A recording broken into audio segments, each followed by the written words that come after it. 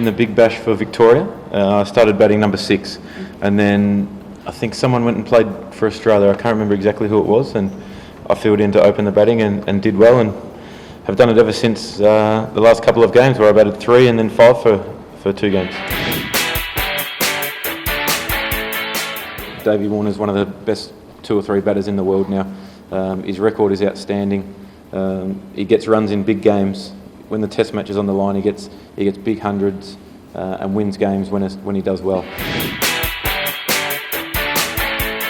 I've been lucky to bat with Davey Warner for a long time in T20 and one-day cricket, and we get along fantastic off the field, so that helps. One day I might be feeling better and hit a couple of boundaries to start, and the other day he might be feeling better, so then it's just about having a good relationship of being able to get off strike and get the guy who's batting well at the time.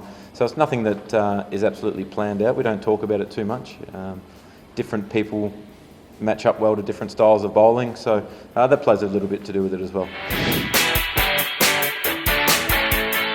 It was very disappointing, first off. I was looking forward to going into the World T20 and captain Australia in a world tournament, but you can't dwell on that for too long. I mean, I would have loved to have done it, but Steve is obviously the captain of the other 2 formats, so I can totally understand why it happened that way, and the way that he's played over the last 2.5 years has been extraordinary. So I don't think anyone would begrudge that decision at all. So I mean, it obviously is important to have family and friends who support you around that, because it was disappointing, but like I said, you can't dwell on it for too long, because you still have a job to do as a player, and if you let anything else get in the way of that, the game's hard enough as it is without having other things going on in your mind.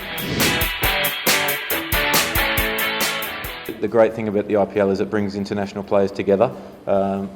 Over the years I've played with some great international players, so you get to train with them all the time, you get to play with them, talk about the game, and even when you're not playing, after the game you might go to the bar and have a beer with the opposition, and it's about enjoying the game, learning as much as you can from greats of the game. And I mean, here in Bangalore, I mean, 2 of the all-time greats, Virat and AB, so to just sit down and have a chat with them about cricket, it's amazing, and I think that's what the IPL has done for players like myself, but also for young Indian guys. They learn so much from international guys, so when they play international cricket, whether it's in Australia, South Africa, England, they've played with guys before, they've learned a lot about the game, so it makes cricket in general a lot better.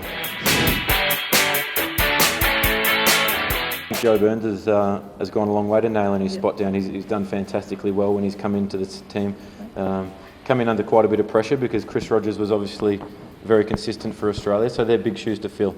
And I think that the way that he's played beautifully against New Zealand in their own conditions. So, I mean, he's got that position in his own hands, I think, at the moment, and he's played unbelievably well. So, for me personally, I've just got to keep making runs wherever I can, whatever the competition, whether it's in England or Australia or here in the IPL, and see what happens. I mean, it's something that I would love to do, but I'm not going to put so much pressure on myself to do it, because I think when you do that, you forget to have fun in the game. You look too far ahead, and you forget about the enjoyment that you have when you're 6 years old growing up playing the cricket for the love of it.